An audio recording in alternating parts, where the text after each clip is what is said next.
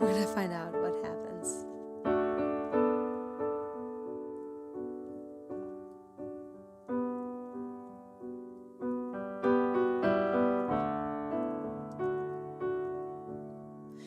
I feel the softness of a kitten's fur and listen to that affectionate purr. I see it playfully chase a string and think life is a beautiful thing.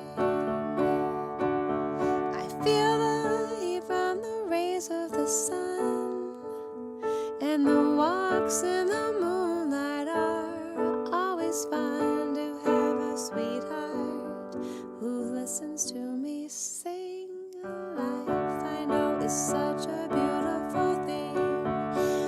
I watch the wings spread in the sky as its feathered arms carry it so high. And how about the happiness a newborn brings? Can life not at times be a beautiful thing?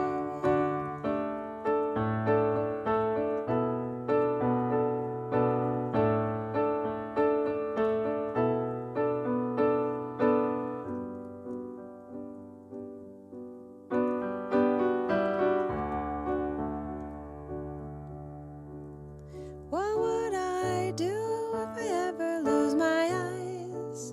Would it make me less any wise? Would I not still have the gift of feeling, which goes to prove that life is such a beautiful thing? Should having no arms make me sad? Should having no legs make me mad? If life is such a beautiful thing, then I'm thankful for what I should have be my theme.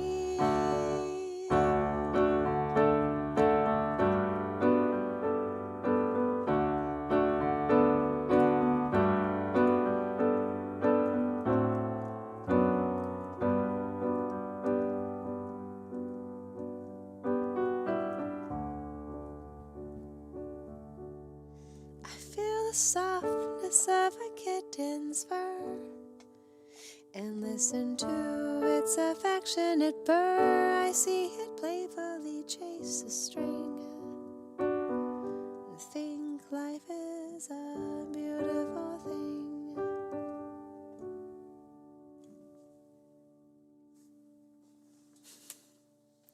Lyrics by Galiandi. You don't know how sweet I am. You don't know how sweet I am. I am what I am, and I am sweet. You don't know how sweet I am. Yo, check this. I might not be what you want me to be, so you might not see what you want to see. But if you got a minute, listen to what I gotta say, cause it's a brand new year and it's a brand new day. See, there's a gap between my culture and the life that I lead, so some will call me an apple, and some a bad seed. They have no idea how my heart will bleed. Their words and attitudes are things I just don't need.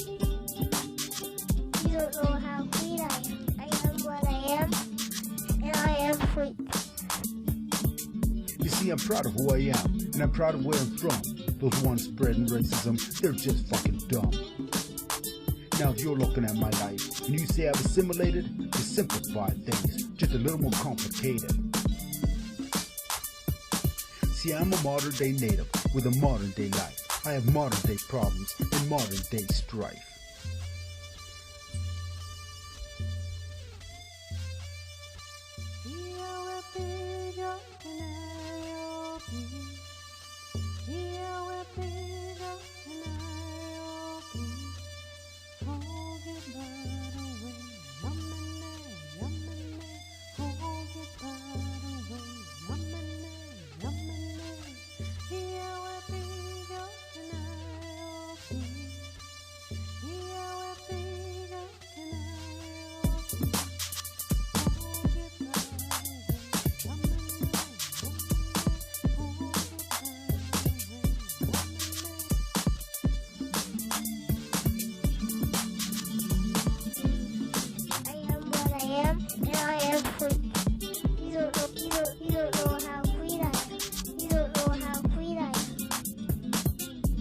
Now I hear other natives, they talk about the past, and will I do the same? Well, fuck that. See, I've got no time to dwell on what's already done. I've got too many things that I want to do. And they don't include knives, and they don't include guns. I'm talking about knowledge and sharing it too. See, my people need to learn how to cohabitate, get rid of the anger, and get rid of the hate. We gotta stop for a minute and learn to educate. And you'll see in the end, we all have to communicate. I know there'll be a time to make a stand and a time to fight, but if you do that, make sure the cause is right. Because if the cause is right and the cause is just, greater numbers of people will be backing you up. History has repeatedly shown to us all that united we stand and divided we fall. They were talking about natives and natives alone, because this is a big world and this world is our home. Now I've seen some beautiful people and ugly ones too, and there's no single color that comes into view.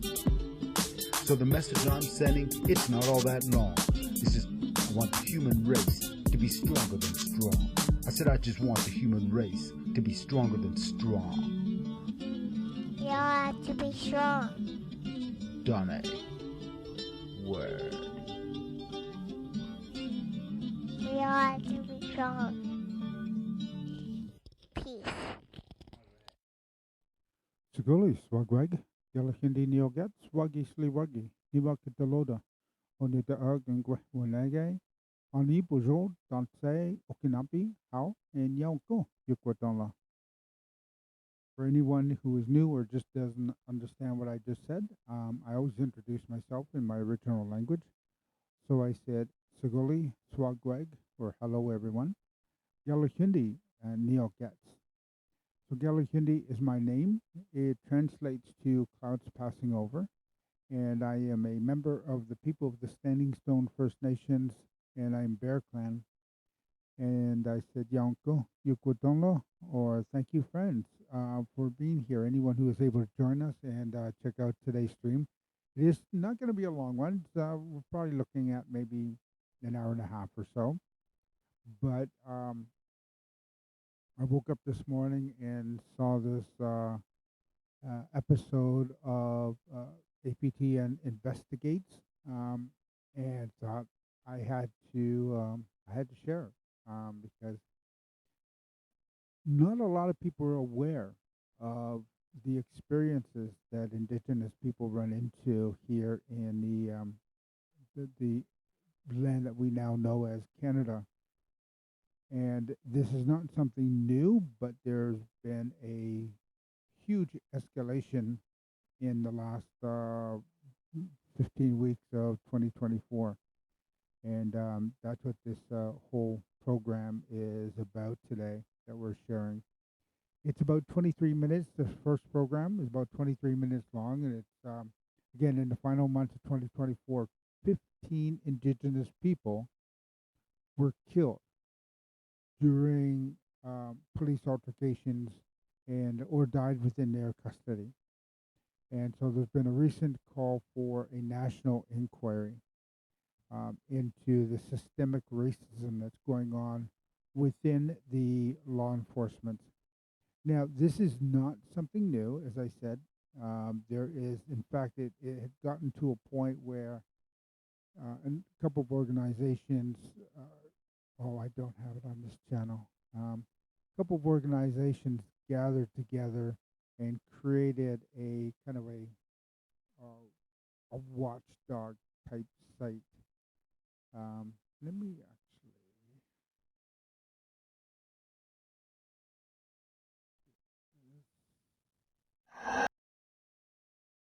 go over to the chat. Now, of course, I have. Many of you know I have a two channels at the moment. One is called Dark Native, which is a DJ stream. So it focuses primarily on music. Now, it didn't originally, but it's been changed. So anyway, there's a link to a couple places if you wanted to just see the statistics and updates on the police violence within Canada, and it's you might get a little bit of a shock from it when you look at what's happening here in land that has for so long had this reputation of being this salad bowl of cultures and so welcoming and apologetic for any issues that they do.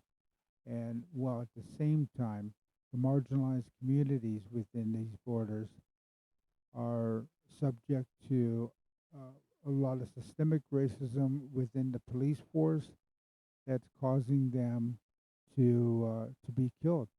And we'll see this first program, and then we'll go into the second one. The second program is not going to be won't be dark. The second program is called Northlore. It was just broadcast originally on February 21st of this year, and what they're doing is they're weaving this animation and live action into Northlore, which explores a kind of a mystical stories and connections forged between humans and the natural world within the north part of Canada. And with each new story, that the film celebrates the transformative power of the human spirit when confronted with the wilderness. So, and this is from an indigenous perspective. So that should be an interesting and fun film to watch. But so we'll start out with the dark program, let that get through, and then we'll follow up with something that's more um, education based and discussing the connection between uh, human people and the natural world, which will be much more positive, and you'll see how the enlightenment comes from some of the participants in these stories. So, without further ado, we'll get today's programming started. So, let's get going here.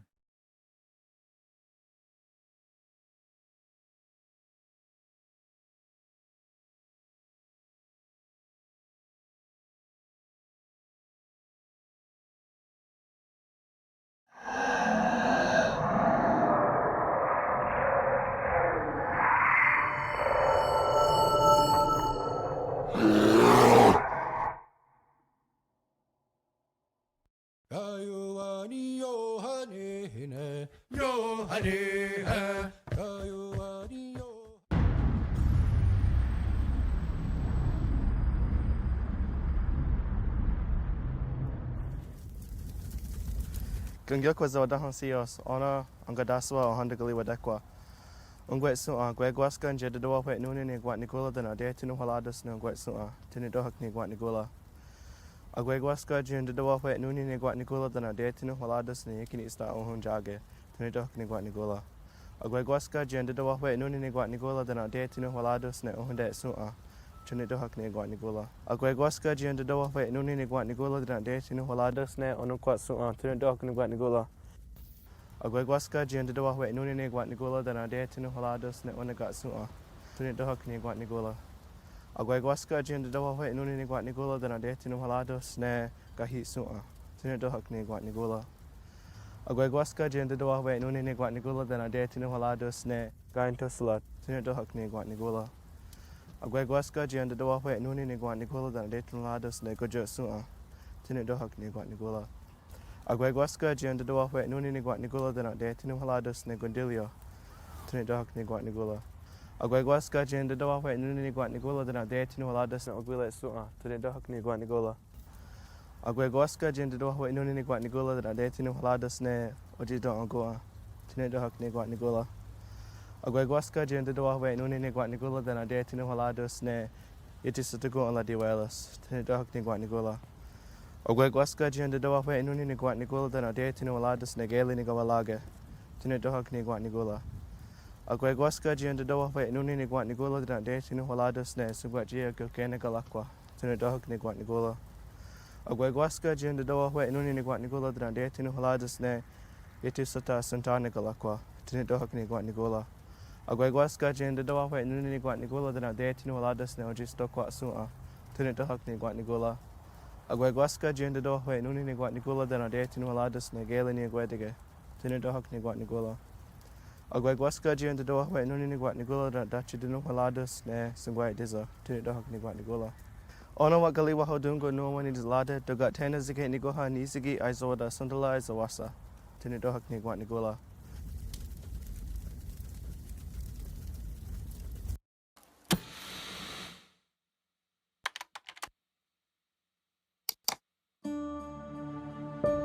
I have been across this country and I've met with many mothers who are losing their children to your policing. Winnipeg police officers hit and killed a First Nation woman Monday night while driving a cruiser in a local splash pad park near downtown. 33-year-old Stephen Iggy Didam was shot by an RCMP officer during a wellness check last Sunday night at his home in El Subotuk First Nation, about 160 kilometers northwest of Fredericton. A video uploaded to social media appears to show a confrontation between police and Joshua and Garnet Pipagatuk, where 2 shots are heard. A Nunavut police officer allegedly shot the twins in the early hours of Monday morning around 4 a.m. in Saluit, Nunavut. How many more of our people have to die at the hands of your police? Mothers are tired of burying their children. Every day I wake up knowing that I'm never, ever gonna see my son or talk to him. And his last words were, "I don't want to die. I don't want to die. They killed my boy." In a unanimous vote at the AFN on Tuesday, chiefs are calling for the federal government of Canada to launch a national inquiry to look into these deaths.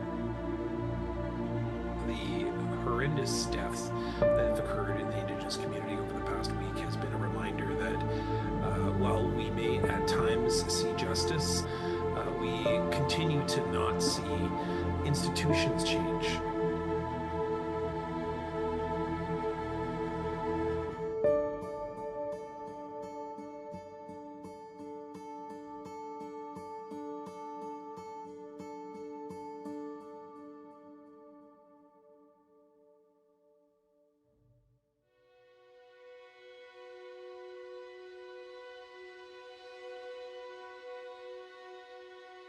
Chief Mountain. It towers over the prairies and foothills that sweep across southern Alberta. For the Blackfoot people here on the homeland of the Blood Tribe, this view means your home. With over 300,000 acres of land, it's a reserve with deep roots in agriculture and rodeo.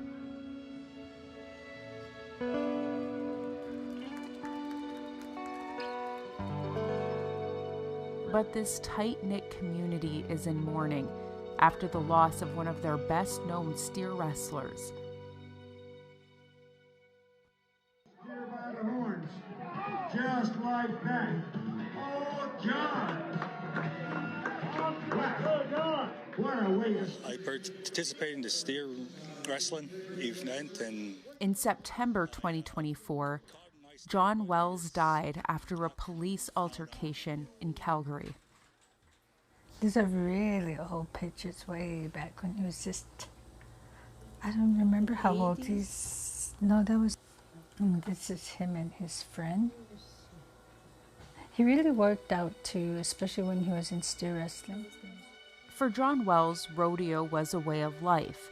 He was president of the Blood Tribe Agricultural Society and created Isuwu Open Circle, a horse therapy program for those struggling with addictions.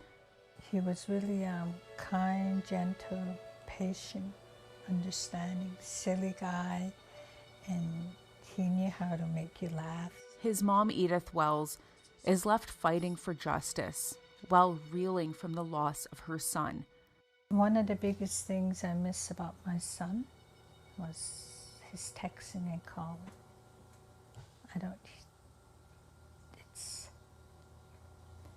It's the hardest thing to deal with now. She last heard from him on the night of September 16. I got up that morning, next thing the phone rang. And I said, hello? This is the tactic team from Calgary. And the first person I thought it was my son. I said, where's John? Is John okay? Where is he? And he just said, I'm sorry to tell you, your son is not coming home. So, he's not coming home.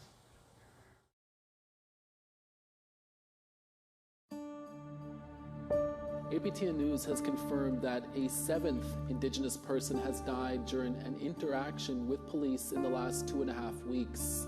A family member says the man is 42-year-old John Wells, a member of the Blood Tribe south of Calgary. Calgary police responded to a call which reported a man was causing a disturbance at the Carriage Hotel, refusing to leave. According to the Alberta Serious Incident Response Team, officers tackled, punched, and deployed a taser on him. John was unarmed and told police, "I don't want to die."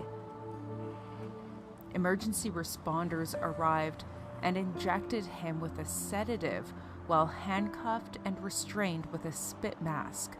Minutes later, he was noted as unresponsive and declared dead at the scene. What they did to him was okay. His face wasn't the same when I seen him.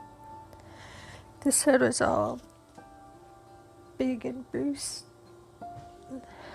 They shouldn't have did that to him. John was one of many Indigenous people killed in police-related incidents in the final months of 2024. From August 30th to December 14th, 15 weeks, 15 Indigenous people were killed during interactions with police or while in custody of police forces across the country. Indigenous people make up less than 5% of the Canadian population, but account for 16% of police-involved deaths, like 15-year-old Hoss Lightning Saddleback, who was shot and killed by RCMP in Wetaskiwin, Alberta. We had a really close relationship. You have relationships with all your grandchildren, your children, but I always thought that Hoss's and mine were special because he was such an outgoing kid. He was so gentle and he would call me a lot, and I miss that. I really miss that part. The restaurant where we're meeting Hoss's cookum, Natalie Lightning, is right across the street from where it all happened. For him to be taken the way he was it was so hard. It was so hard on me. I couldn't believe that somebody could do that to another person. A child, he was still a child to me. On August 30th, Hoss Lightning Saddleback called Wetaskiwin RCMP for help.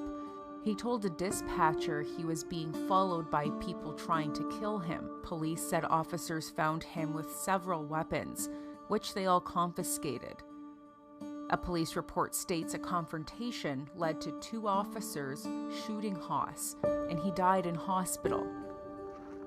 Months have passed, but Natalie says she's still trying to come to terms with what happened. I still try to comprehend, what did Hoss do that was so criminal? Him calling the police for help was something I blame myself. I always used to tell the kids, never see trouble, or if you're in trouble, you're scared, you dial 911. Like the case of John Wells, the Alberta Serious Incident Response Team is still investigating Hoss's death. I think it has to be mandatory to take some kind of cultural sensitivity training. APTN Investigates reached out to every police organization involved in the 15 deaths. to ask what are the cultural training practices. RCMP, Ontario Provincial Police, Calgary Police, Nunavik Police, and Winnipeg Police all have a mandatory seminar to introduce its members to Indigenous issues and cultural needs. Windsor Police didn't respond to our request.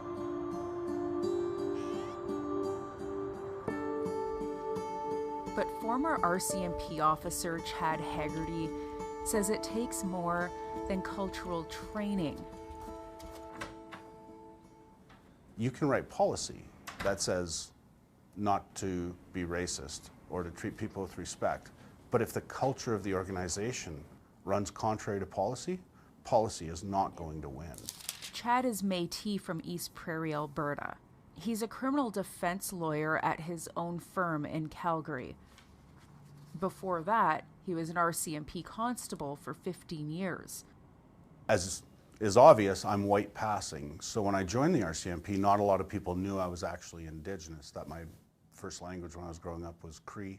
What that meant was when police officers were talking about dealing with Indigenous people, there often wasn't a filter around me. I looked like just another white guy. I talked like just another white guy. And they talked very freely about Indigenous people, and often it was very negative. A negative atmosphere that could easily influence even an Indigenous officer. There was a great deal of anti-Indigenous racism in the RCMP that was expressed in things like seeing a vehicle from the reserve and calling it a bingo stop, meaning that you would find warrants, you would find traffic tickets, you would find suspended drivers. And that was accepted and believed. The strained relationship between police and Indigenous people in Canada has been marked by systemic discrimination, stemming from RCMP involvement in residential schools and colonization. Indigenous people in Canada are generationally traumatized people by virtue of the policies of the Canadian government. That's been acknowledged. That is fact. Police officers are traumatized people.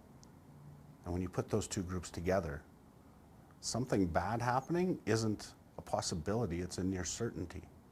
Everything that I'm hearing tells me that the culture of the RCMP has not dramatically shifted, that police officers in the RCMP today are dealing with the same racism and internal systemic barriers that I dealt with 15 years ago.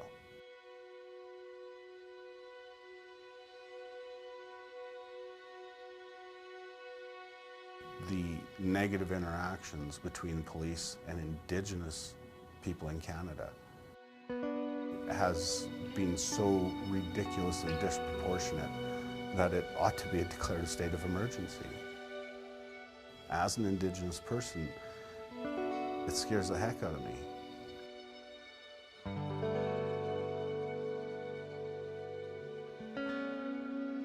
Being a mother, knowing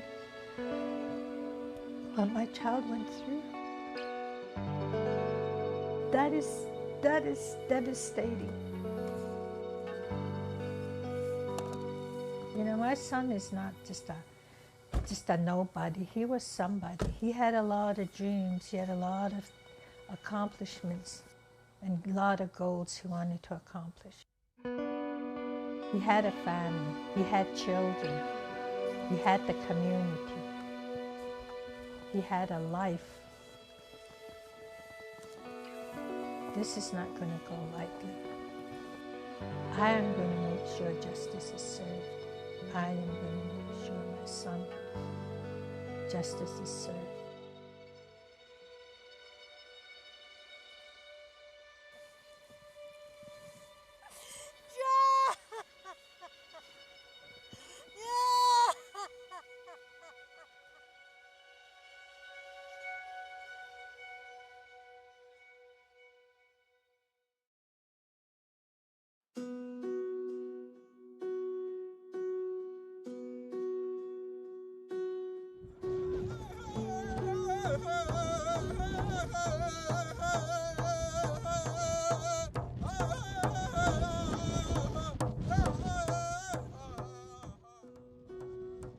We've been here longer than anybody.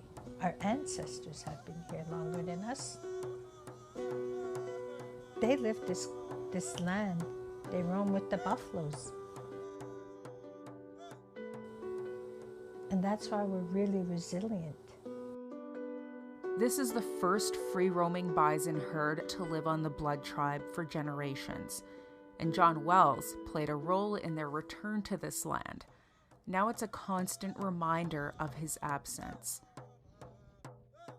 The police need to go for more training. They need to understand us Native people, who we are. Why are we on the streets? Why are we so much in these shelters? They need to know what they did and how they can correct stuff.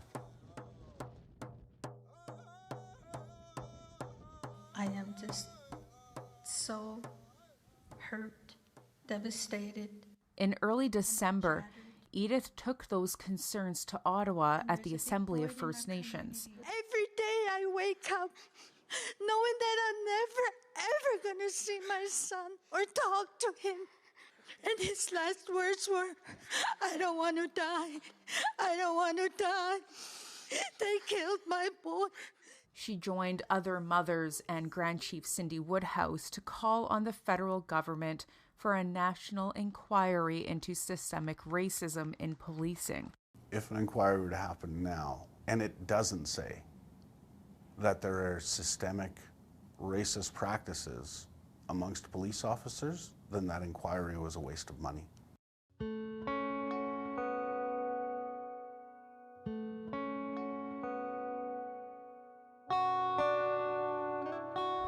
In the 90s, the reason why we started as a police service was because of an inquiry. The Blood Tribe Police is one of the oldest First Nations police services in Canada. Operating for 35 years, it employs 33 officers, like Constable Charity Poole. Control from off 2. Mental health is very prominent for First Nations. That's when police get called, is those high stress moments, and you never know what you're walking into sometimes.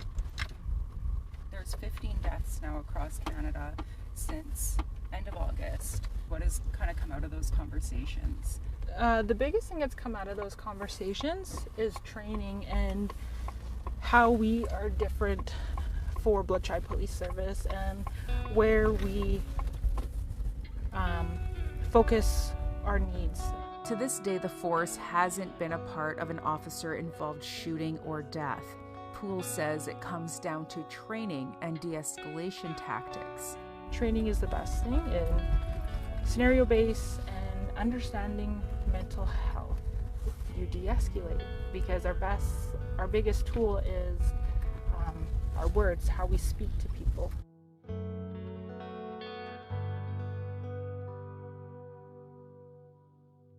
You'd have to be completely oblivious to not say there isn't systemic racism within any police service. Police Chief Grant Buckskin is also a citizen of the Blood Tribe.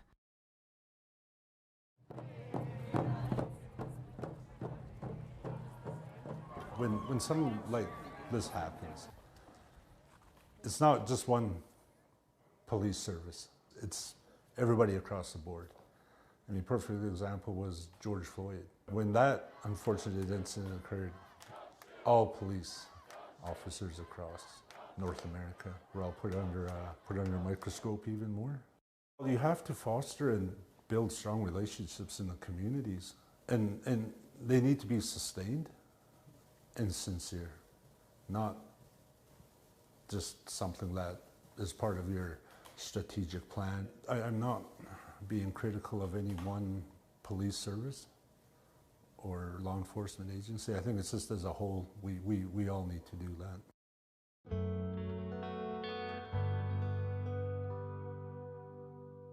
Chad Haggerty left the RCMP in 2011, but frequently speaks with current members. I've asked recently, in the last couple of months, about any training related to Indigenous culture, Indigenous people. And the response that I've gotten is that it's surface level, it's self-directed, and that if you want, you can skip through it in a few minutes and not really take anything from it.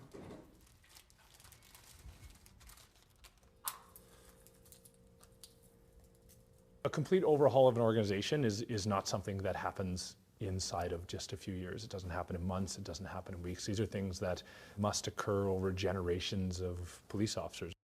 In Calgary, police have an Indigenous relations team. It was created to build a better relationship with the Indigenous community. There's been circumstances over a number of years that have impacted that, sometimes in a negative way, and there's been a broad number of instances that have furthered trust and confidence that the community has with us. Inspector Travis Druska can't speak about the John Wells case as it's under investigation, but he says Calgary Police launched mandatory Indigenous education and training modules. They reflect the history of residential schools, the 60s scoop, and how it's impacted the history of Indigenous policing. When you talk about things like racial equity, you're really talking about changes in mindset. You're talking about convincing the officers who have the privilege of serving the public that they must embrace a certain way of thinking.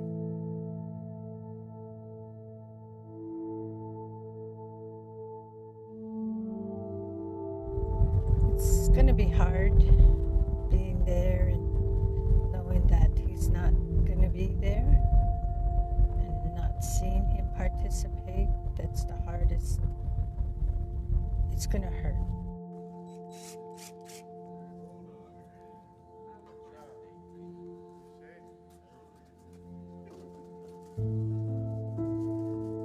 The Blood Tribe Agriplex. This was John Wells' second home. And it's Edith's first time here since his death.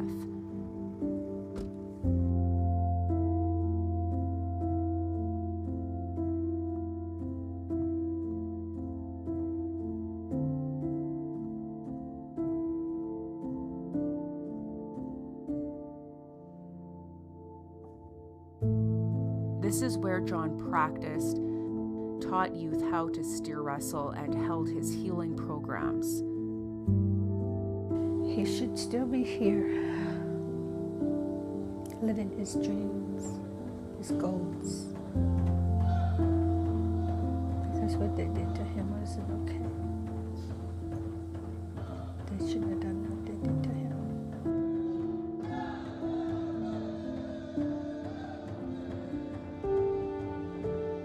I'd like to thank the Blood Tribe and the community for their support in rodeo as well.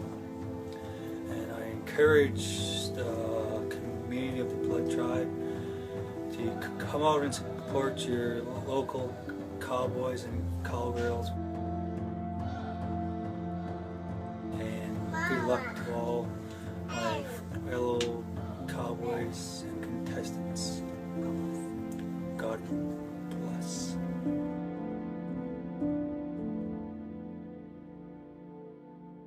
There's a lot of people that love him. And we are going to make justice happen.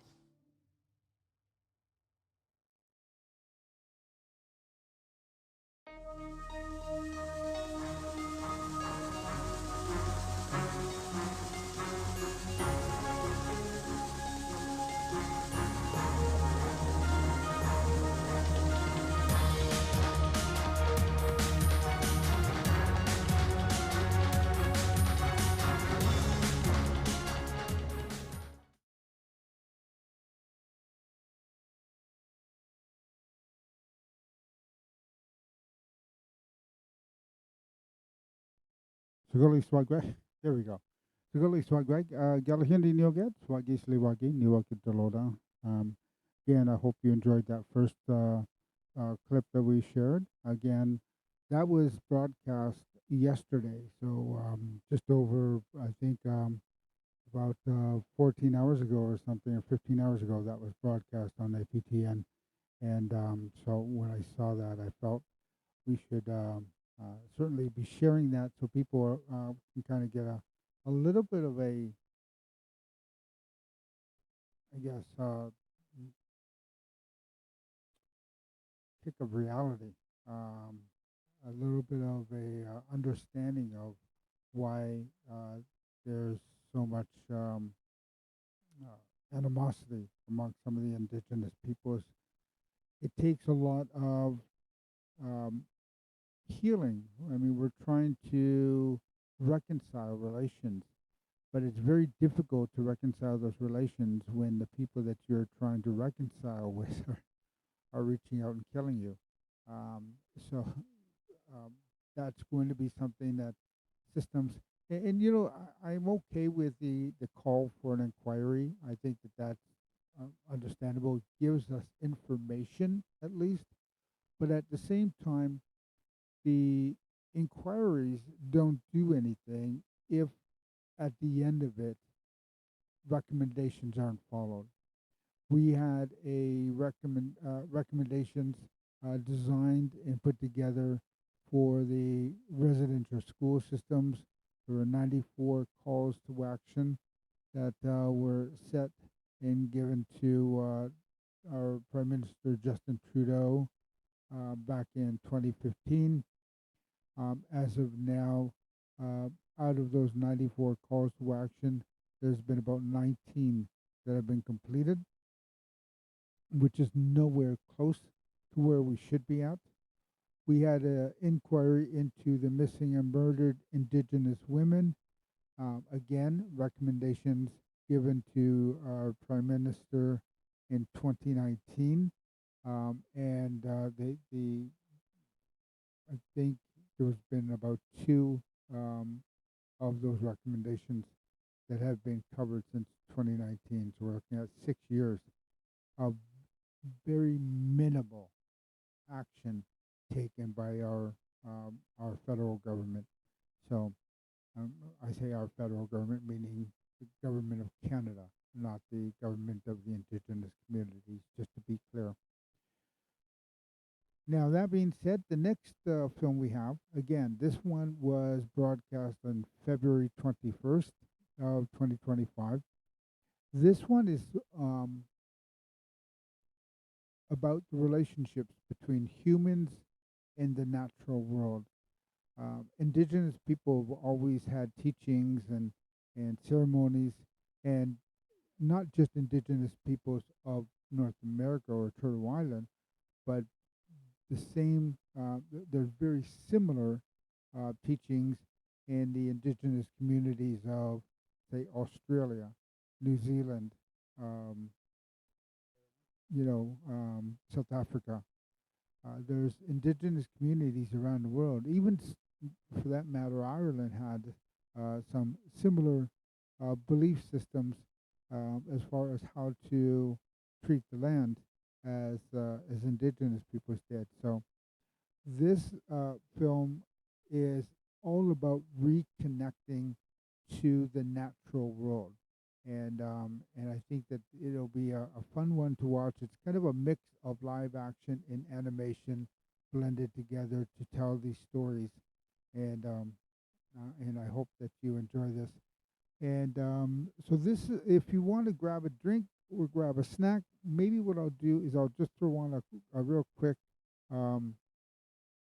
video here, well, to give you an opportunity to grab a drink or grab a snack, and then we'll get into this right after this this short video or this short song.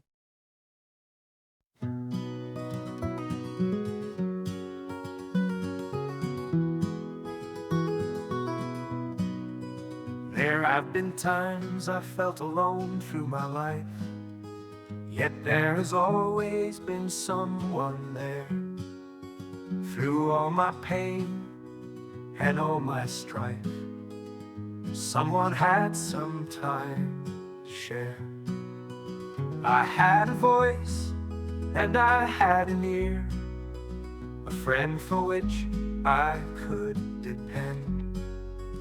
Someone willing to soothe my fear, and with a helping hand to lend. Someone who possessed a level head, but with whom I could speak my mind, who wouldn't argue about what I said, and whose friendship was always blind. My appreciation has not always been shown, and I don't always say thank you, and what I feel is not always known. But without you, my life would go askew. Don't let my silence be your only impression. Let's keep things uncomplicated. Let my writing be my expression, for to you this song is dedicated.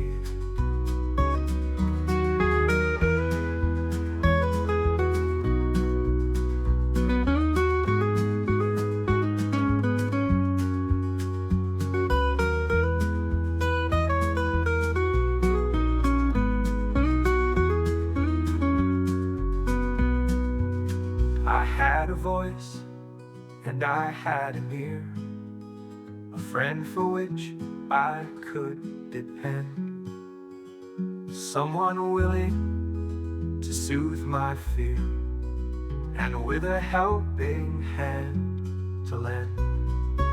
Someone who possessed a level head, but with whom I could speak my mind, who wouldn't argue about what I said, and whose friendship was always blind.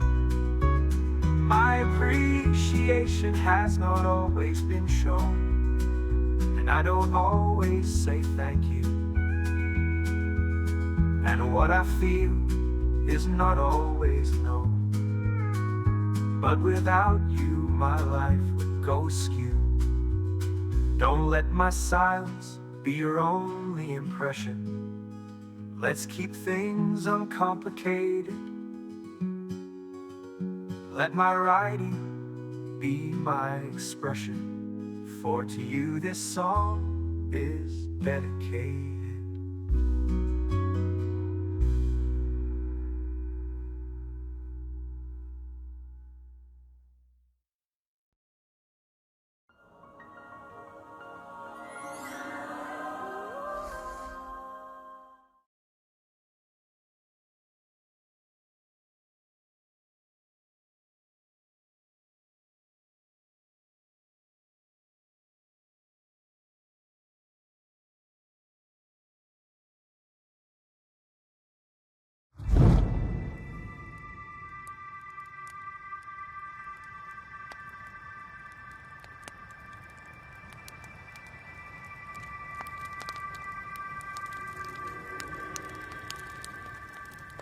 You hear the fire crackling.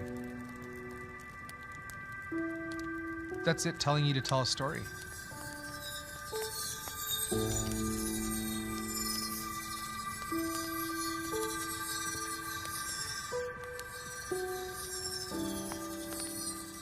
When you're on the land, there's a great sense of partnership. When you do stuff for the land does for you. I started finding this connection that I never knew I had.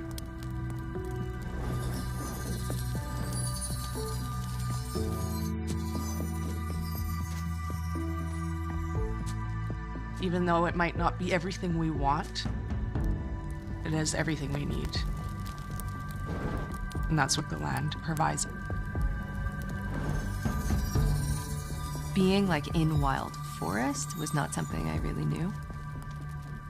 When I came north, the Yukon had awakened something in me.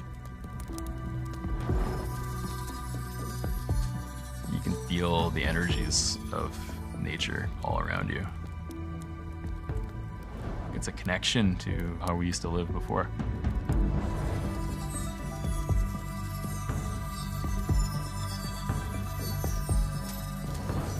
That's how we were connected a long time ago. We still are right now, but we have to find it again. It's for a reason that we're all here.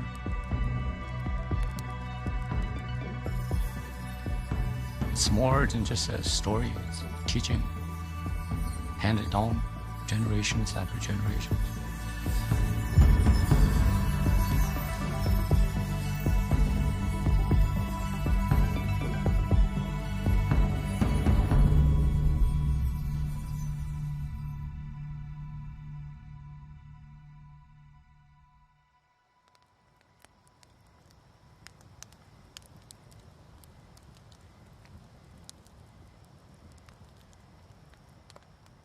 My great-grandpa Pete, he said, I'm going to speak to you through the fire. Stories are living. And growing up, I heard so many stories that I forgot because I didn't have the land teaching of listening. And if you're someone like me who's always going, you got music or you got your phones on, you got your screens, you got to turn those things off sometimes because you'll hear other things. That's when those things that we can't explain open up.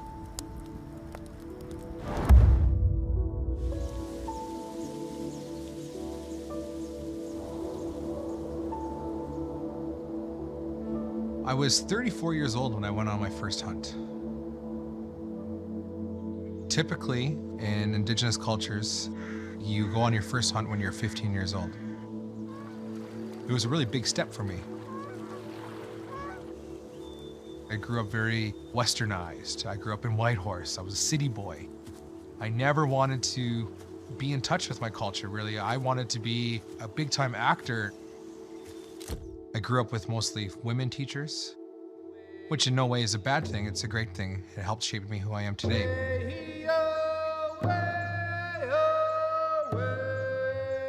But I always felt like something was missing.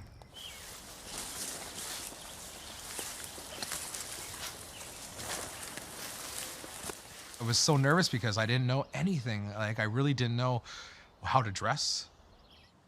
I didn't know how to pack. I don't have any bush smarts or bush sense. I'm loud in everything I do. Never go. The moose are running. Never go hungry. I wanted to learn everything. I wanted to be full capacity. I really wanted to do it the right way.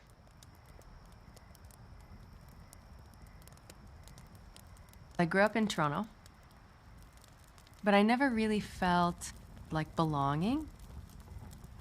There was just something missing, kind of, in my young life that I only found when I was in nature. It was my first summer in the Yukon when I was invited to paddle the Blackstone and Ogilvy River. I was so excited. I have, at the time, very little to no whitewater experience. So I felt like it was a safe place for me to learn. An incredible way to greet the Yukon, and just a chance to be out having an adventure. The Arctic and the North in general is just such a huge environment. We're lucky to have that ability to be somewhere that humans don't control entirely. It simplifies your life. I think I thrive on that.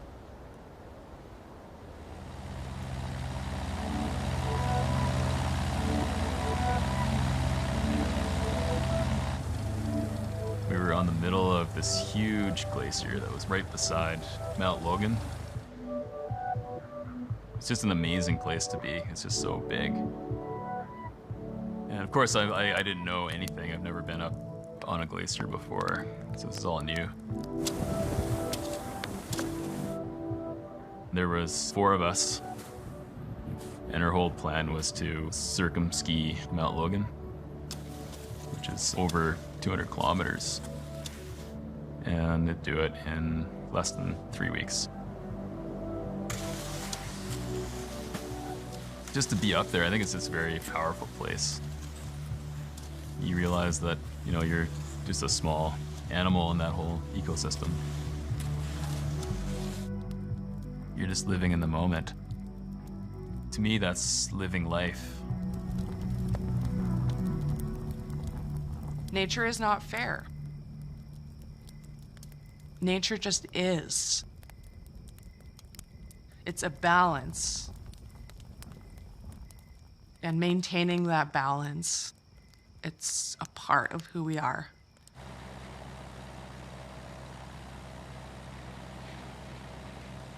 Our family camp is about 2.5 hours downriver by boat from Old Crow. Old Crow is above the Arctic Circle. It's a fly-in only community, very small. Everybody knows each other.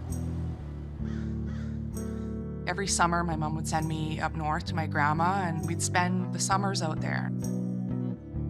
My grandma, her name was Alice Frost, famous woman. Beater, sower, first woman chief in Old Crow. She really trailblazed for our people. She was very self-sufficient and wanted us to learn all those skills for ourselves. So every little corner she'd take me to, this is where you find this sweetgrass. This is where you find bare root. This is where you find good spruce pitch. There's so much medicine out on the land. And every single thing out there has a purpose. She really instilled that in me. There's more than just living here on Mother Earth. It's right in front of us. We just don't see it. Nowadays, we hear it, we listen, but we don't listen really with our spiritual ear. That's blinding our spirit for what's really out there.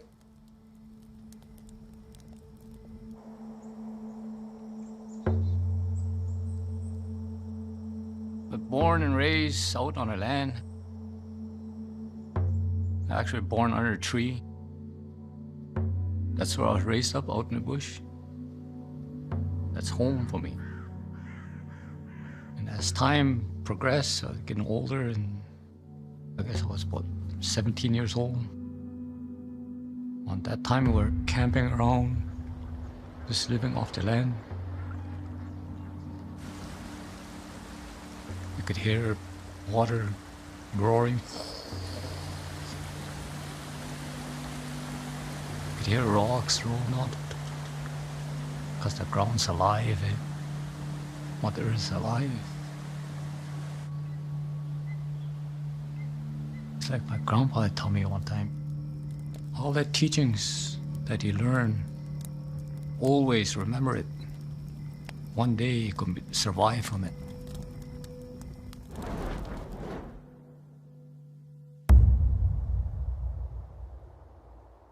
I've been in the bush, but never been in the bush to survive or hunt or provide. I started facing things right away on this trip. At the time, I was afraid of birds, I was afraid of the dark, and afraid of canoes. There was me facing my first fear of the dark. It was foggy, and it was pitch black.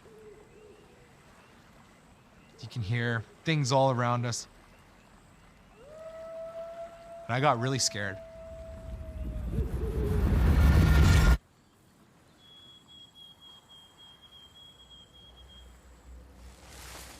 That next morning, I woke up.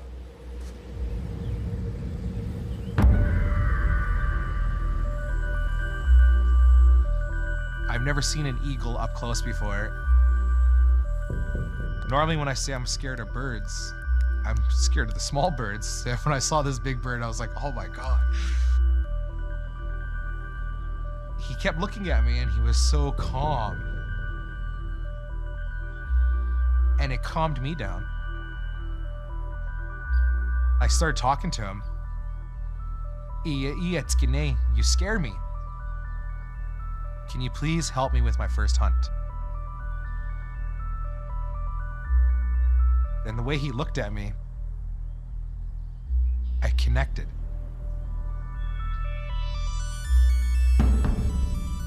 And then he opened up his wings and he had this huge wingspan. And he went right to the fish net. And the fish net was full of 27 fish. It was almost like he was watching out for us.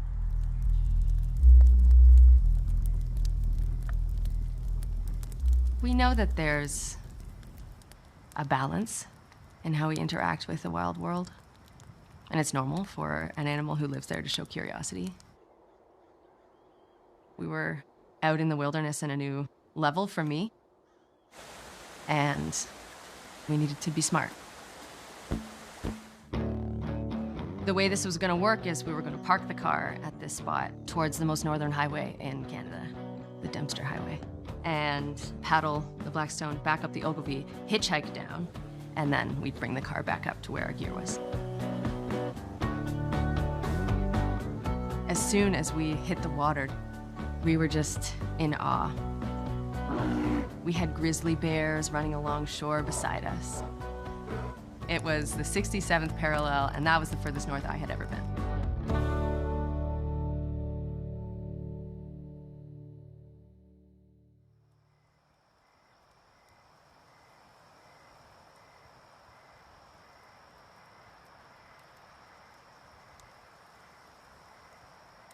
In the middle of the night, I hear this little sound, like of gravel being dispersed. And suddenly I noticed it was getting closer, and a little bit closer. And then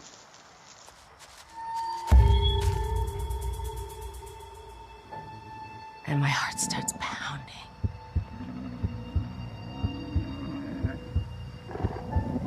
It's a wolf.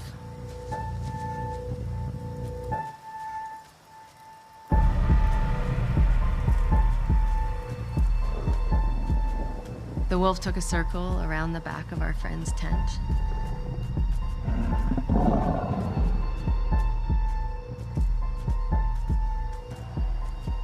My anxiety was already so high. So we hollered. And off the wolf went.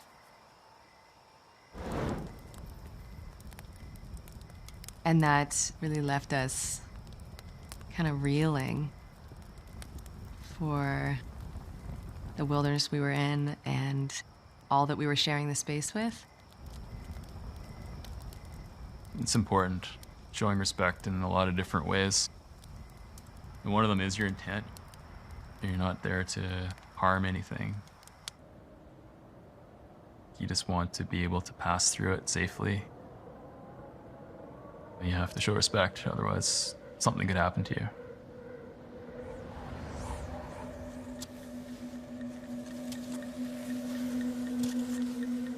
I was skiing across a snow bridge that everybody else had skied across, and I was the last person. Some of these snow bridges are so hard that you could drive a vehicle over top of it. As I made it across the other side, the snow bridge fell.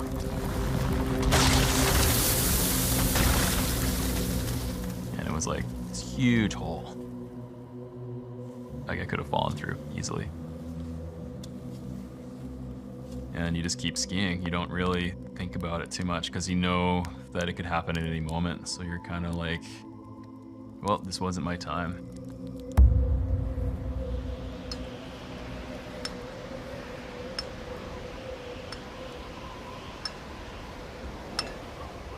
A storm hit.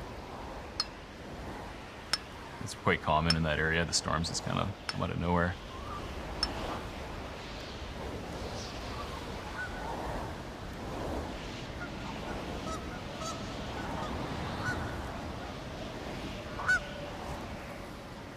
We saw this goose flying around. It struck me as odd because it was just this one single goose. Who knows what it was doing up there in the ice fields. It was away from its flock. So I decided to make a goose call. And the goose came.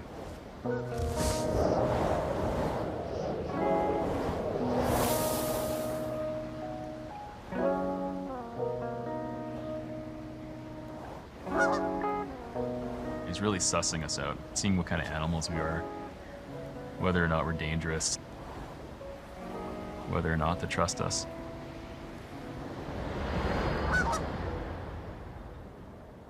You know, normally if a bird gets flown into that area, they don't make it. It's a very hostile area for any kind of animals, including humans. So the goose is in the same situation.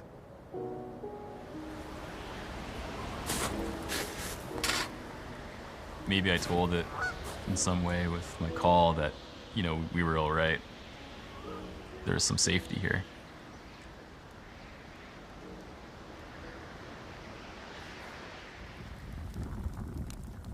Love, respect. Those are all things that we try to put out on a daily basis. That's the way of our ancestors. That's how we connect with one another. That's how we hold on to those traditions.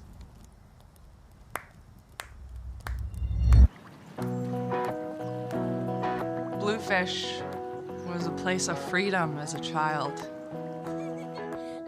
Us kids would just be off in the trails all morning, all afternoon, just running around, eating traditional foods just off the land, eating spruce pitch, collecting tea for our grandma. It was an ideal childhood summer. I had no idea it'd be one of the most challenging times of my life.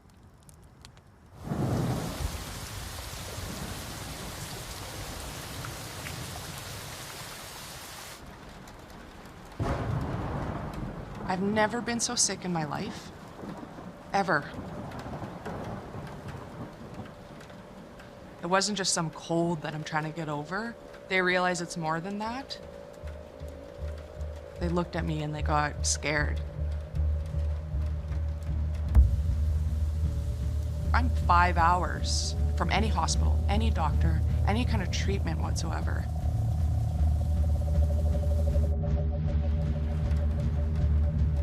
My grandma started to really get worried. Because if something didn't happen, I was gonna die.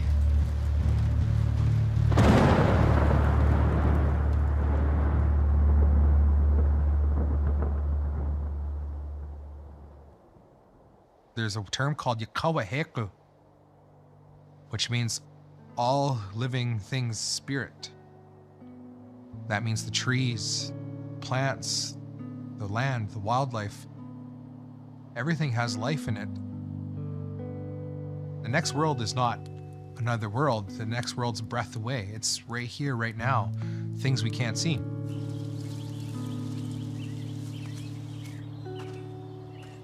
When you're quiet, you can look at things differently. I got to hear things I never would have heard before. And I could hear drums in the distance. It was like the land had a song. Away, oh, away, away, oh, away. And then it's like the wind carried that away.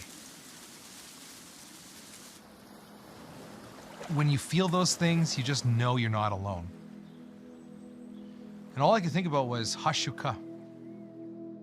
Hashuka means the ones who are before us. Even though they're not here physically on the earth, they still help us and work with us.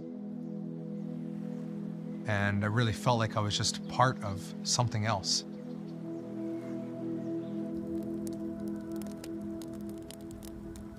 When you're walking on land, always be aware of what's going on around you. You gotta have all your senses working together as one.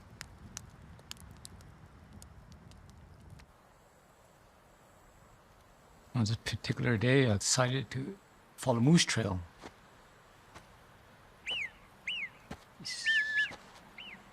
I hear marmots whistling. When you grow up on the land, you know how to read signs and behavior of animals. It doesn't do that just for no reason. There's something there. It's not only just hearing, it's that feeling. You know, you get, like when you're walking, you get the, so you turn different direction. On that day, I changed direction, went up on a ridge. You change your destiny already, as soon as you do that.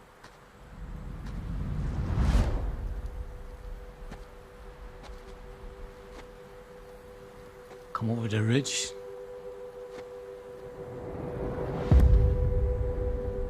Lion ram sheep looking at me. You actually could see it, ears twitching. That's how close I was to them, eh? And there's one standing broadside. I took careful aim and I shot.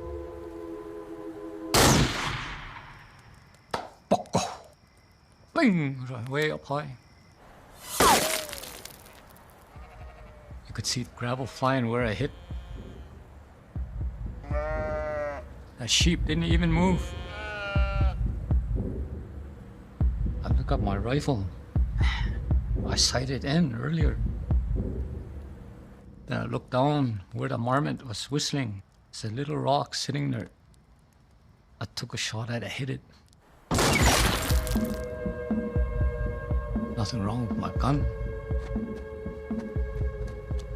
Then I look again, the sheep's still there. Shot again. Oh, that side. Shot again. Up there. All around that.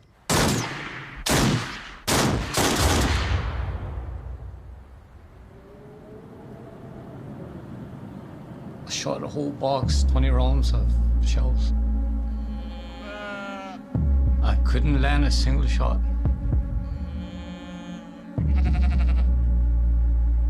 Then I thought to myself, man, that's something not right.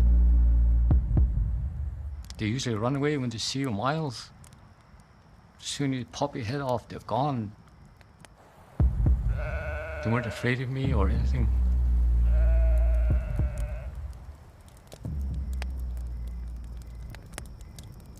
We got up the next day and we started heading up the Ogilvy. When you're going upriver, you tie a line to the front of your boat to help direct it. So water's coming down at us. We're walking up. And it was quite a trudge. And then the rain started. It was this whole other realm. The clouds had settled down so that we couldn't see any mountains. And the river was rising. And the gravel bars started to disappear. You then have to get in the boat, paddle across to the other gravel bar, and then when that would end, you'd have to paddle across. And this wasn't easy paddling for me. If you can imagine the hardest that you can paddle, the hardest you can move, the hardest you can run, because if you don't make that, you're getting washed down into that log jam.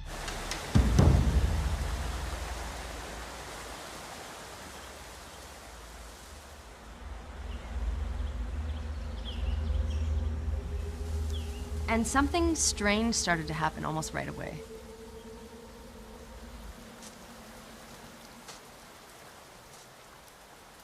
Anytime we would round a corner, we would see a fresh wolf track filling with water right on the shores of the river as though it had just stepped in. But we couldn't see it anywhere.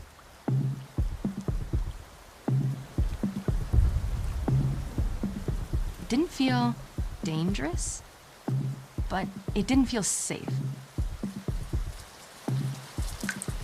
And we realized that we were being stalked upriver by a wolf.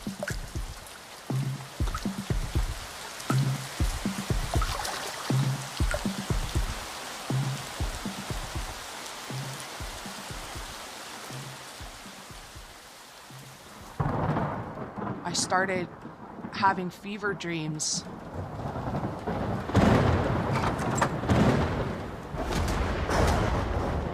And it was like days. I just kept getting sicker and sicker, and I kept drifting out of reality more and more each day. I think I was between this human world and the spirit world. And my body was fighting really hard to keep me here.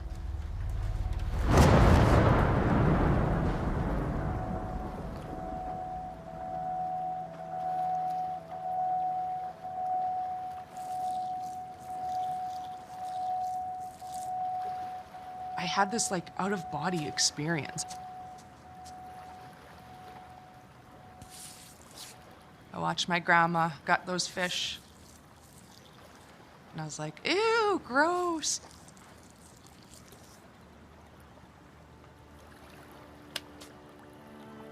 She said, no, you don't say that. This isn't gross. This is our food. This is our medicine. This is what's gonna sustain us. And this animal has a spirit, and it gave its life for us, and we have to honor that. You have to have respect for it, no matter what. It was a teaching that it really hit me hard.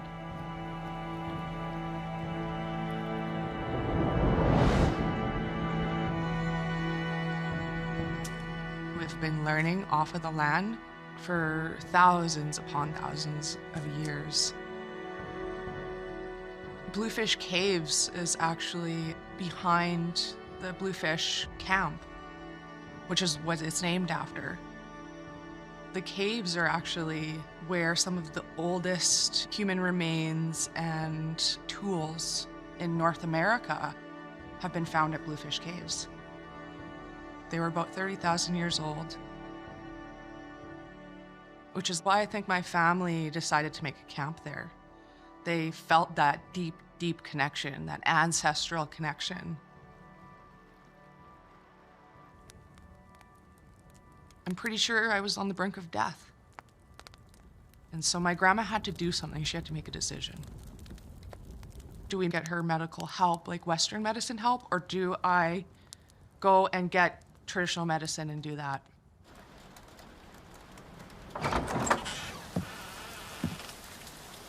So my grandma did what she knows how to do.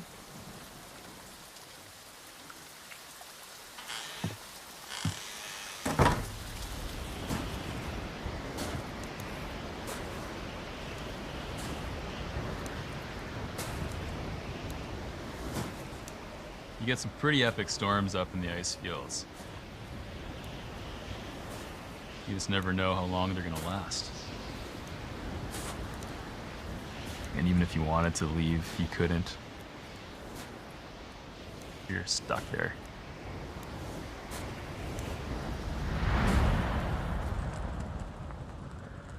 It's a lot of monotony. Until the goose came around.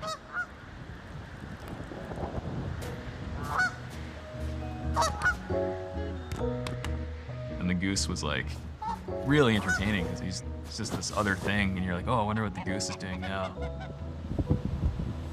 There's Becky. He was kind of a comedic relief and like something to talk about, something other than you to interact with, and just kind of be like, oh wow, that's amazing. This animal is like part of our camp now.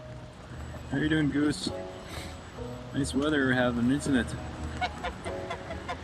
He sort of trusted me, I think, more than anyone else. I think mainly because I was the one who called it. I'm the one who looked after it. Felt like I was inviting it to our place. as if you would welcome, you know, a relative or a friend. I think it's all about the energy you put out there, what your intent is. I've kind of noticed it in my own work, like you can't mix hunting with wildlife photography just because the energy you're putting out there when you're taking animals' pictures is that, okay, I'm not gonna hurt you, I just want to take your photo. And maybe that goose felt that, you know, our intent wasn't to eat it, it was to help it.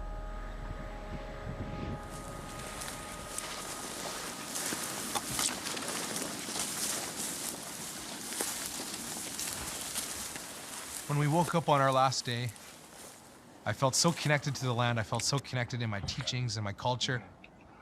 The more I kept saying these things, I was getting reassurances from the wildlife or the land.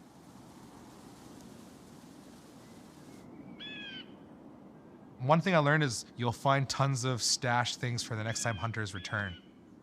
And we found a canoe.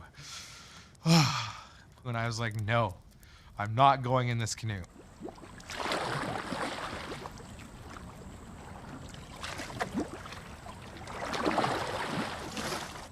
The fears I was facing at that moment were prevalent right there. I was in the darkness. I was in a canoe. I was on the water. And inside, I really wanted to say, we should make it back, guys. We should go back. But something told me not to.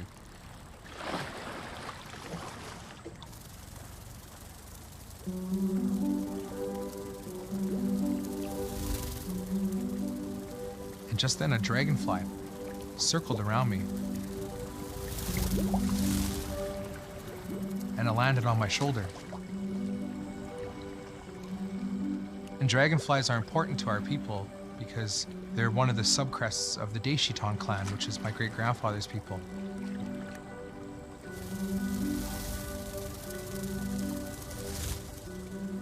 And as it flew away, a beaver popped up right beside us in the canoe. He was there for a reason to show me where to go. And right then and there I said, guys, this beaver is my grandfather telling me that he's gonna show me to a moose. Let's follow this beaver.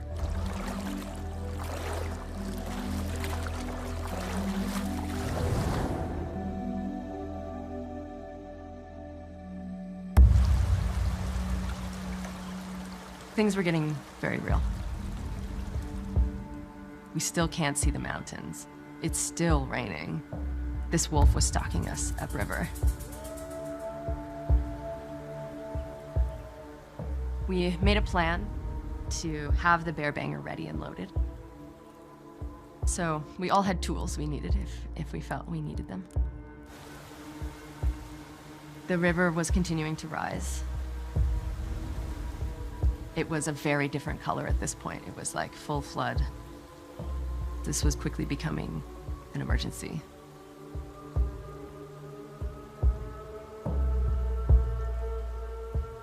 We should be at the highway already. We were trying to really get creative, looking at the map, you know. Okay, if we're here, then it would be this distance. Over here, it would be that distance. So we should be able to see it, hear it, access it, something. And we were so disoriented. It wasn't true. We couldn't find it. There was no more doubt at this point. We were lost.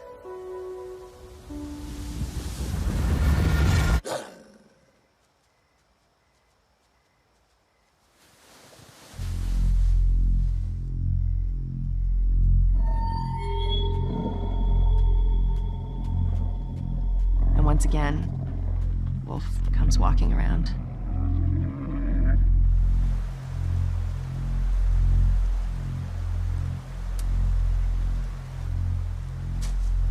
Go on. Up. You gotta go. And this time the wolf didn't react, didn't respond, didn't jump. And that made us all feel a lot more nervous. And then the wolf lowered its head.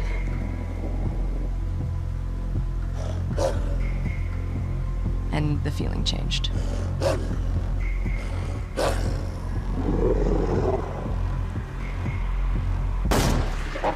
The bear banger, bam!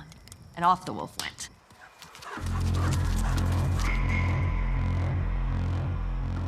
We were pretty scared. It was a moment that we would not soon forget.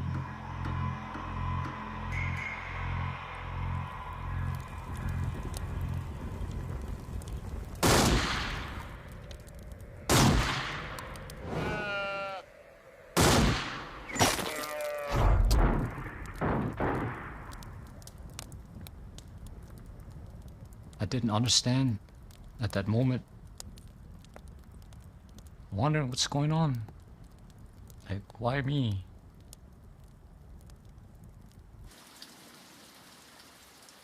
When I got back to the camp, my dad, first thing he said, "What are you doing up there? You go war?" And I told him that story, what I just seen, what all the shooting was about. Then Mom kind of looked at me. Jay, India, my son, sit down, do a stitchy. Tell you a story.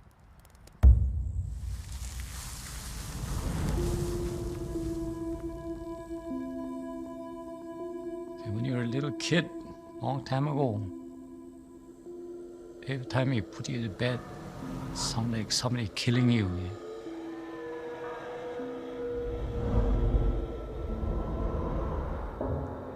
You're always in pain, screaming and hollering. As a kid, I didn't know what was happening to me. I was screaming my head off. That's how painful it was.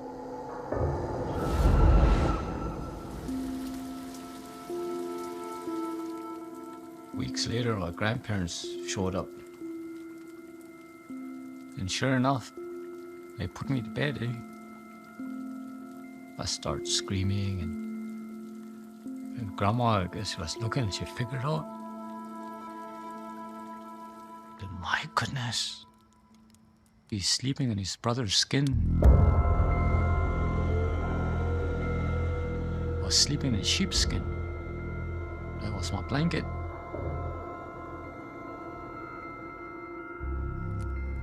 What I felt was a sheep getting shot.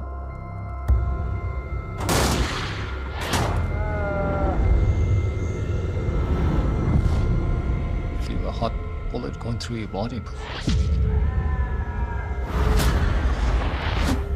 The pain is intense. Physically and spiritually, you could feel it.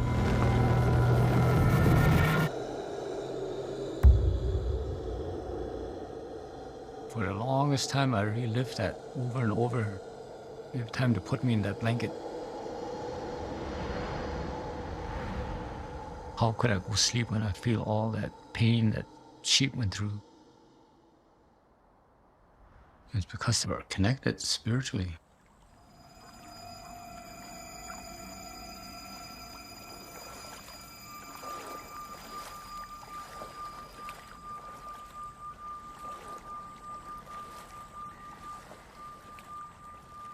He was leading us. And just then, he like swam real fast.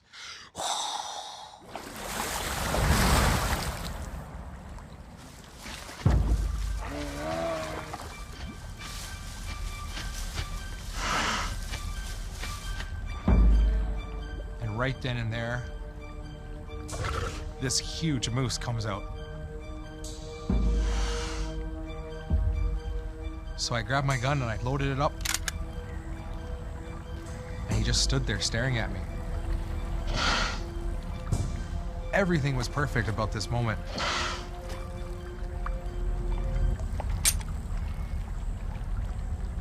Didn't fire. So I look at the bullet, everything's fine, make sure everything's clear in the chamber one more time. Click. Nothing. If this is meant to be, it's meant to be.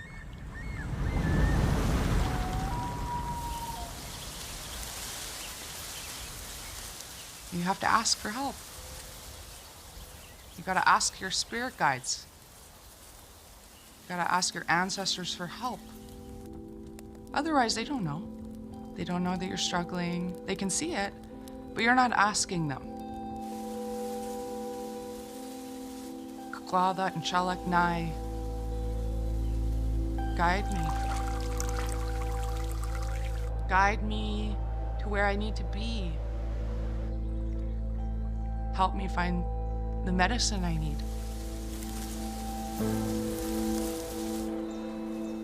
Something inside of me told me to speak to my grandpa. I knew he was with me.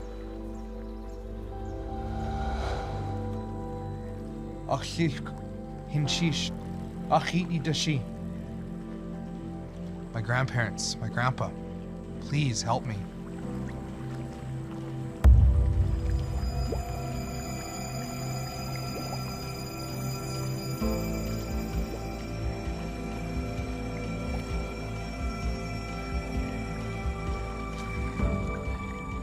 And right then and there, that moose turned and he gave me his neck. In every way, shape, and form, it was an offering.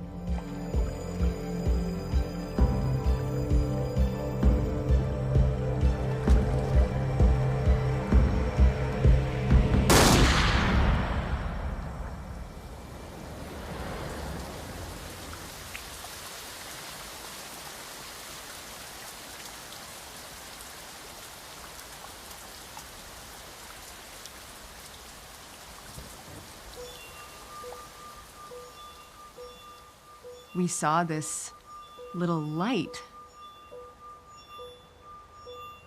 and it was moving, which seemed really strange. And then it went away, and we were like, oh my God, it's a car coming down the road. That's the Dempster Highway. And that just gave us that like little bit of information we needed to make that call. Okay, let's get off the river. We finally got to the road. The fear of the impending flood was gone. You're completely at the mercy of Mother Nature, and it is a force beyond our control. I think it's the spaces like that that show you what you're truly capable of. And you can't know until you go there.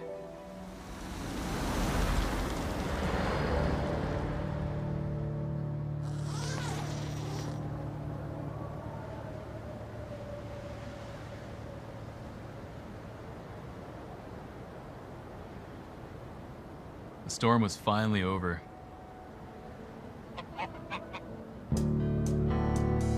We had stuck it out together.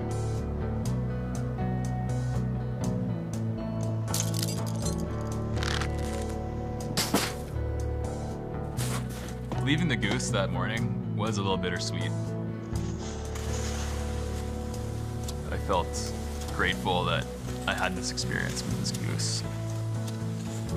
I think we were his only option at that point, and it was either die or take his chances with us, a totally different species. And I'm kind of glad he did, because it showed that animals are aware of these scenarios and they're just trying to survive. It's a very humbling experience, surviving up there.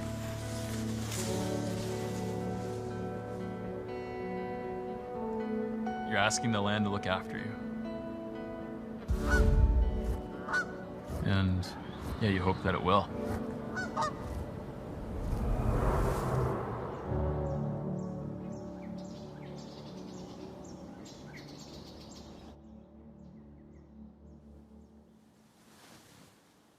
I was better. I was completely like back to myself. I don't know if I would have made it if it wasn't for her. Our drinking water got contaminated, and I got sick with beaver fever. My grandmother, she went to that creek and got that beaver somehow. She boiled up that beaver meat. Then she said, "You have to drink this, this is medicine." And she knew that from her traditional knowledge. The thing that got me sick was the thing that healed me and saved my life. I know she asked that spirit for help. And that was the only way that that beaver gave itself to her. She asked. That beaver gave its life for me. That energy is still there. It's in our DNA.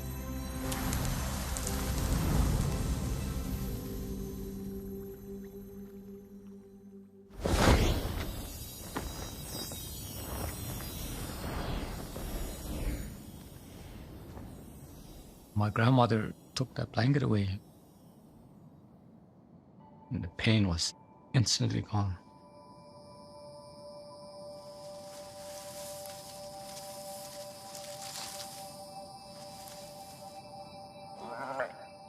That's a connection that I have with sheep. That's my spirit helper.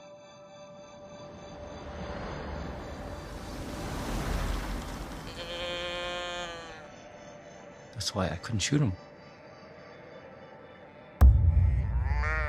They're my brothers and sisters. Every one of us have a spirit helper to keep us safe, eh? Even when we're sitting here, it's on SK. Sitting here on the fire. My sheeps are all around.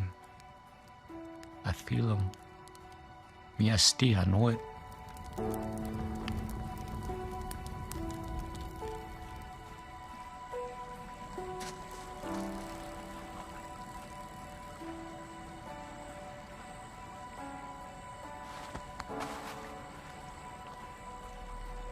This moose was a gift,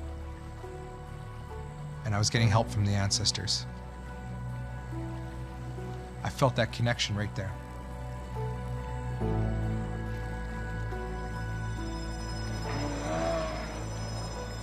It solidified something inside of me to say, you're in the right place. This is where you're meant to be.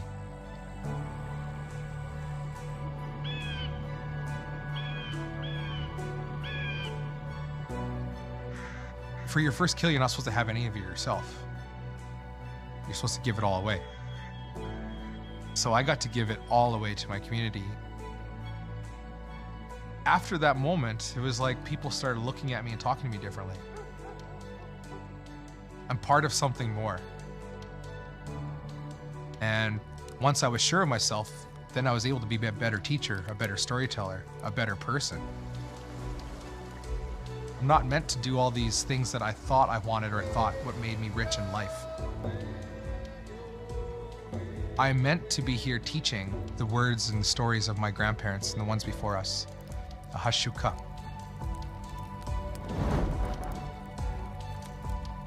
Those stories live on forever. So I try to tell this story because it's really important that we share this knowledge with each other.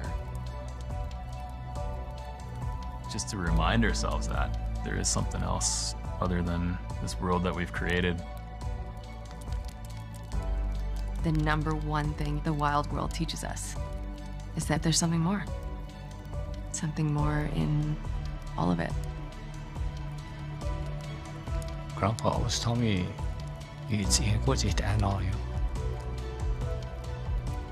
we're all one.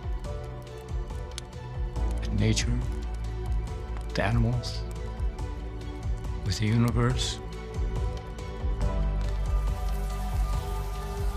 We're all together as one. That's who we are.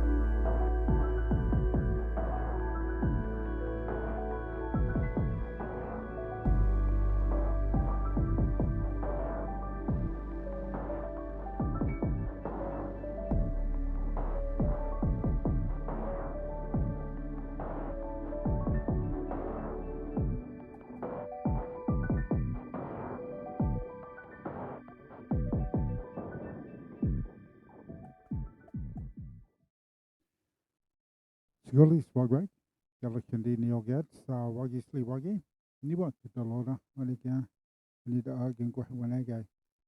Ani bozo dansei, okinapi, how, and yonko yukodolos. Again, that film as well was very cool, I think. The whole teachings about the animals um, sacrificing themselves for us has been a teaching that goes across many of our cultures. And the medicines from the natural world is something that we're always told come to us when they are needed. Spiritual connections to the plant, animal, and world species keeps everything in balance. So it's kind of a way that we maintain a sustainable world for all species. Essentially meaning that if we treat everything with respect, then they will respect us back and provide. And so, we talk about all of our relatives, and all of our relatives include all of the four species. Everything comes in fours, right? So our air animals, our water animals, our earth animals, and our plant world. So we are part of the earth animals. We're part of Mother Earth, and that's the species that we are. And so when we all maintain respect for each other, then the wheel of our medicine wheel maintains its balance. And so we take what we need, but we never take more than we need. Thank you so much, Scissorman, for subscribing and for gifting to Don. I know that Don was, I think Don is actually modding right now because Andy and Adele are live, I can see. So we will maybe go see Adele and Andy. As soon as this, as soon as we finish rating, and I end the channel, it will put the VOD up. So if you missed anything and you want to see it, or if you saw it and you want to see it again, it will be up within minutes after the stream ends. And so what we covered today, the first one was just a 23-minute broadcast from APTN discussing the increased violence of police violence against Indigenous peoples.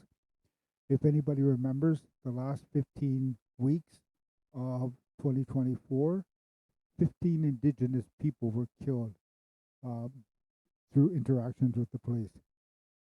That's like one Indigenous person every week for 15 weeks in a row. I mean, that's what it averages out to. I'm not sure that that's how that was spaced out, but it's just kind of crazy that number exists. So if you missed that one, it's just a way of bringing awareness of what Indigenous people are facing and why we need systemic changes to happen. I'm all for the inquiry if they can get an inquiry done, but I think an inquiry is meaningless if there's no action that follows it. Like I said at the beginning of the stream, we had the whole study on the residential school system. We are finding 94 calls to action were presented to Justin Trudeau in 2015. It's been now 10 years, and we've had approximately 19 of those things completed out of 94 in 10 years. Dragging their feet has to be done much quicker. Also, we had the inquiry into missing and murdered Indigenous women. It started in 2015 and was presented to Trudeau in 2019 with like 200 recommendations of things that can be done to help stop the violence against our women. We've got 2 of them completed in 6 years. Just unbelievable. It has to. We truly need a revamping of many of our systems here, and not only for missing and murdered Indigenous women, not only for the increased police violence, but for the overrepresentation of Indigenous people in our prison systems, the homeless epidemic that's hitting Indigenous people, the addictions, drug addictions, the alcoholism that we don't have support for to help, recover, the pipelines that are being pushed into traditional Indigenous lands that have never been surrendered, the inequality in our politicians when we come to Indigenous politicians not having the same and equal rewards and opportunities as non-Indigenous politicians have, the issues with wellness checks and Indigenous people dying from wellness checks should not be happening. There's just so many systemic, our education system, where we get a fraction of the funding that mainstream education institutions have. So, there are so many different levels and layers of continual colonialism that still exists today that has to be addressed. So, just throwing that out there. I know I just lost a couple of viewers for that rant, but okay, that's okay. What I'm gonna do is I'm gonna play one of my songs. Well, I put the raid call in the chat, and then we'll go over and see Andy Nadell, because I'm pretty sure that's where Dawn Diarchi went to. So we'll follow her over to Adele and Andy's, because I know that she has the mod for them, and say hi and share in the love. So I hope that you'll stick around, grab a raid call, and follow us over. Again, Scissorman, 3 months in advance. Thank you so much for that, and for the gift to Dawn, because I know that there's some new emotes that I've put in. And I might play around with the emotes a little bit. I haven't really decided, but I've brought over some of the ones from the Dark Native stream, kind of, because they're political emotes. Yes, she might be walking into it, listening and modding from a distance. So, with that last song, with that last video, I think what I'm gonna play is I'm gonna play a song called "A Beautiful Thing." This was actually a poem I wrote that Composey did a rendition of, and I love what she did with this. Now, this is it was this off the cuff live learn. She did not have any she did not have any practice, but so I think that there's like one little minor hiccup in the song that came across lyrically, but overall, I think she did a great job at this song. So I'm gonna get that playing, and then again, I said I will put in the break calls here. So this is Composey doing creating a musical rendition of my poem, "A Beautiful Thing." We're gonna find out what happens.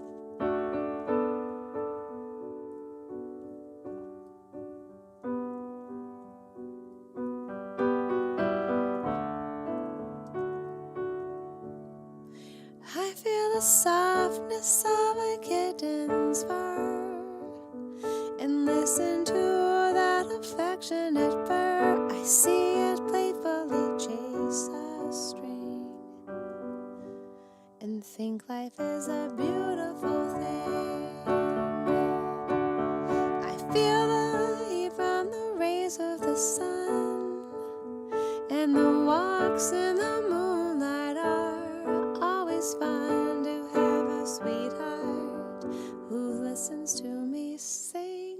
Life I know is such a beautiful thing.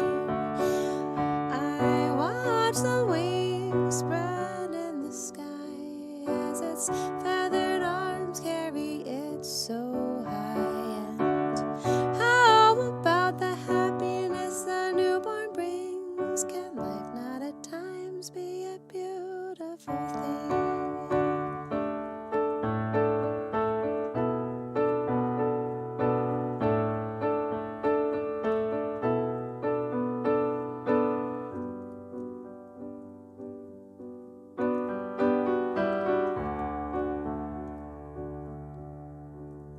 What would I do if I ever lose my eyes? Would it make me less any wise? Would I not still have the gift of feeling, which goes to prove that life is such a beautiful thing? Should having no arms make me sad? Should having no legs make me mad? If life is such a beautiful thing, then I'm thankful for what I should have be my theme.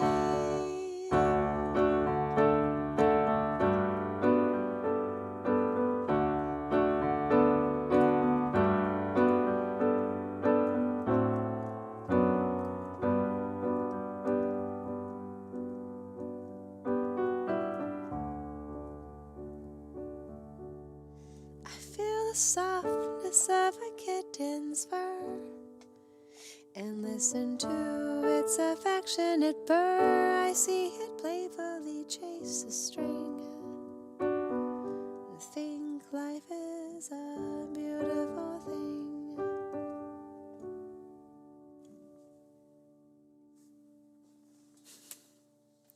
Lyrics by Galiendi.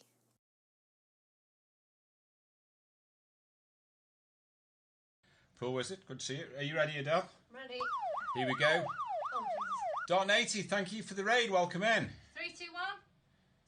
Go. Welcome in.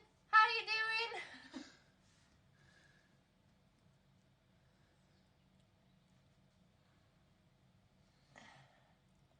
What's up, poor wizard? How's it going? You had a nice educational stream today. What about? 30 seconds, Adele. Gone. Push past the limits. Hello, Scissor Man. Welcome in. 40 seconds. I'm shaking like a leaf. 10, 9, 8, 7, 6, 5, 4, 3, 2, 1. Well done. Phone back. Huh? Your phone back. Thank you. Slip it back on. You need a bigger room. Somebody said it earlier on. Robbie. Well, we were going to have what's our gym now as the music room, weren't we? We were. But the ceiling does that, so it's not as forgiving for setups. Right, so I'm gonna. I am a bridge. People like to try to walk all over me, Jay. Twixie, if you like another song, let us know. Dark Native as well, if you'd like a song for the raid. We're doing, if you go onto the guitar and drumming for backing section. Long pause, it was any dramatic song you pause. like. Why have I got a pizza on my head? Or I could pick you one, Dark Native, that I think you might like. Because I kind of know. Do you have some favourite songs? I'm going to do... we're going to do... I would say if I was doing one of my favourite songs, I would probably do Blackbird by Alter Bridge. But I'm happy to do anything you want, Twixie, to be honest. Hi, Lynn. I also love Adele singing Under Your Scars. By Godsmack, which is what the song I was going to pick, actually, funnily enough, for Dark Native. Because I thought Dark Native would appreciate that. What are those bridges called that do that? Opening bridges. That's me now as the bridge. Never heard of it, but let's hear it. Okay, you'll like this song, Dark Native. Could you put us under your scars? Under your scars. I know you'll like this because it's kind of like Tower Bridge, yeah. Could you just do something with my lead?